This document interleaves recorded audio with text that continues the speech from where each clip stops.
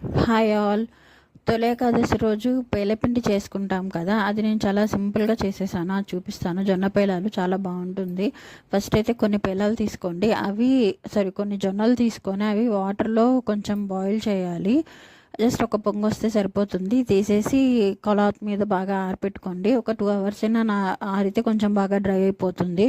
Next ప్యాన్ని బాగా heat చేయండి. Heat చేసిన తర్వాత ఇవి వేసి బాగా ఫ్రై చేస్తూ ఉండండి. ఎప్పుడైతే ఒకటి రెండు పగులుతాయో అప్పుడు క్యాప్ పెట్టేస్తే బాగా మంచిగా పేలాల్లాగా అయిపోతాయి.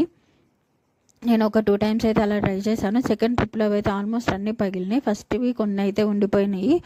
అయినా పర్లేదు, మొత్తం కలిపి మిక్సీ వేసేసుకోవచ్చు. ఫస్ట్ అయితే ఆ పేలాలు మొత్తం ఒకసారి వేసుకొని నెక్స్ట్ కొంచెం బెల్లము, ఇలాచీ వేసుకోవాలి.